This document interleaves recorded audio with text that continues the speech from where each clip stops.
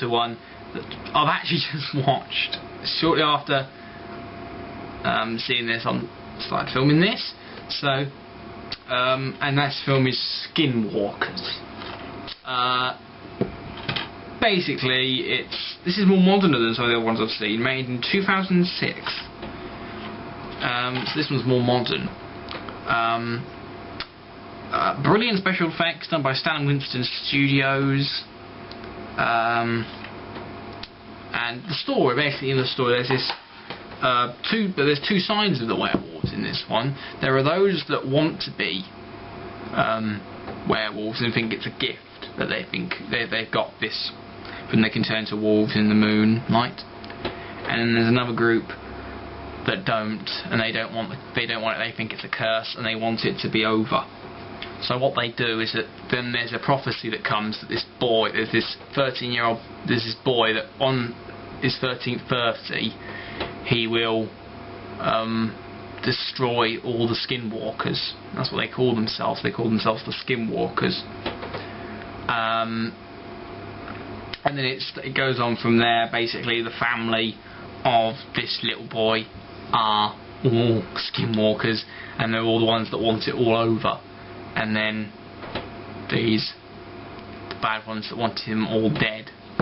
And they actually explain that even the good ones can go bad. What happens is that if a werewolf drinks blood, then it will stay as the beast forever. So basically the beast will consume its mind even when it's in human form and wants it to do whatever it wants to do. They think it's so, I love this feeling. They're like, I love this feeling. And it was really cool. I mean, I enjoyed it. The werewolves in this were more humanoid.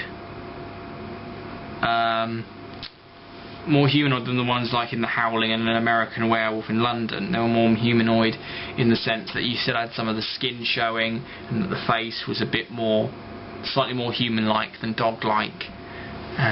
You still could see the beast and the dogness. More like cat looking nice in the face. And the eyes were cool, and the fangs. But really good, hairy from head to toe, claws, all that sort of stuff. But it was really, really good, and I really recommend this one. I really do recommend this one. It fills up a good afternoon's watching, so I recommend watching it. So you can check it out if you want to. I'm not forcing you to watch any of these films, but I recommend you check it out.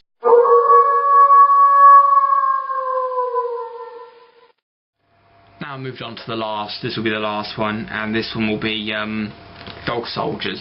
And I've got this in a got Dog Soldiers in a box set with The Descent and 28 Days Later.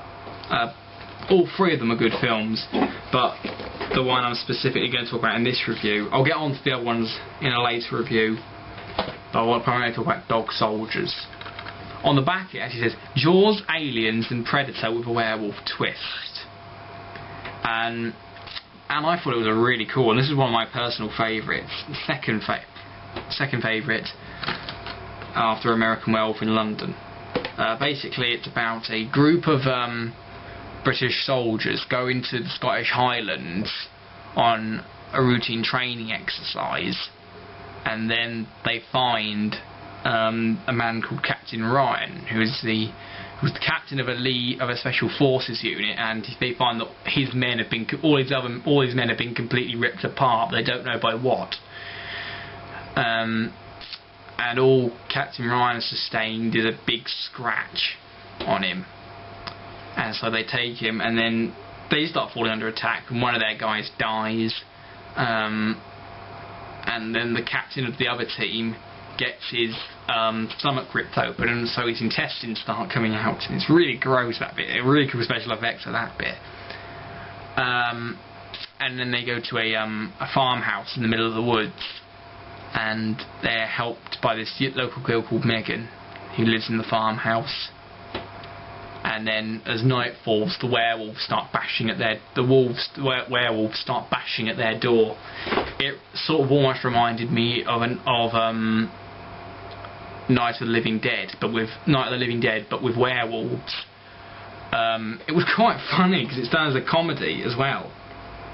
A lot fuses wicked black humour with edge of the seat slasher horror. And I thought it was really cool. And basically these guys are in the farmhouse and they have to hold up and they have to try and get out. Really good twist at the end. I love the little twist you had at the end.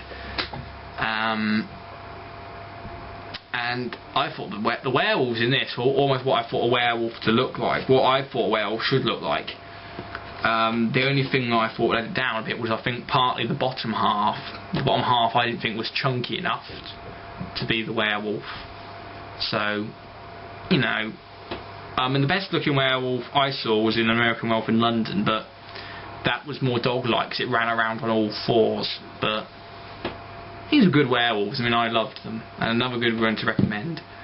So this will be the end of the review. I don't know what I'll be doing next. Oh yes, I do. I know what I'm going to do next. I'm going to be doing the zombie films in my collection. So I'll be doing the George Romero films, and they'll all be there. So if you like those films, then check out my next review, because that's what I'll be doing. I'll have other zombie films as well. So see you then, and rock on.